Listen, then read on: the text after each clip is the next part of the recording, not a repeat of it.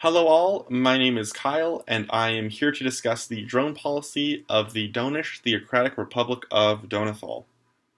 We as a nation support an extensive use of drones, both domestically and outside of our borders. First and foremost, as a theocratic republic, it is imperative that religious law be enforced and threats to Donethal's status as a Danish republic be removed. By utilizing domestic surveillance drones, Donethal can effectively promote adherence to our laws and customs while also being in a position to quickly negate threats to our nation and its sovereignty. As the only state to follow the divine will of the Holy Don, we believe that the protection of his nation and people is of the utmost importance. As our holy book makes no mention against using such technology, it would be foolish of us not to utilize every tool that the mighty Don, in his benevolence, has afforded to us. This includes drones. Given the fact that we border disputed territory in which no ceasefire has been declared, the use of drones in these areas is of particular benefit to us. As the Redento lands were given to the people of Donethal by Don himself, it is our obligation to maintain a presence in these lands and seek to bring them firmly under Donethal's control. Using drones in this endeavor allows us to save resources and minimize the potential for harm to befall Danish troops who would otherwise need to be stationed in these parts.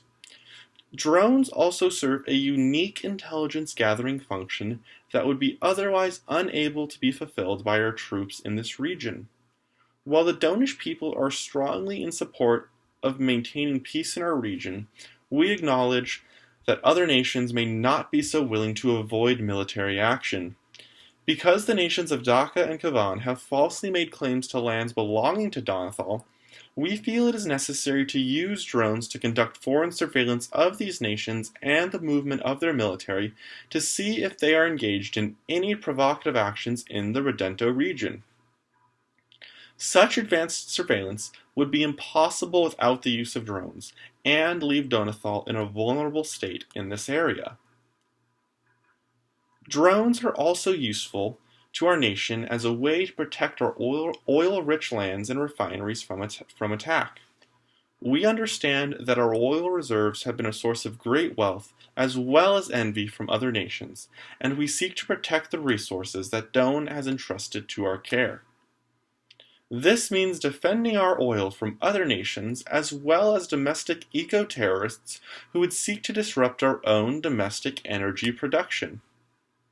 Any threat to our oil supply is seen by the leaders of Donethal to be an issue of national security and of critical concern. However, due to the fact that most of our oil is produced from land far from our urban centers, a large military presence in these parts would also be a drain on resources and leave Donethal open to attack from other nations at our borders. By using drones in and around our oil-rich lands, the Donethal government will be able to maximize the protection of our critical natural resources without placing an undue burden on the rest of our defense needs. Furthermore, because much of our nation is bordered by water, we are particularly concerned about protecting our waterways and maintaining a strong naval presence to discourage any aggression from other nations in this area. This presence is furthered through the use of maritime drones, allowing us to surveil for potential threats while keeping our navy close to home.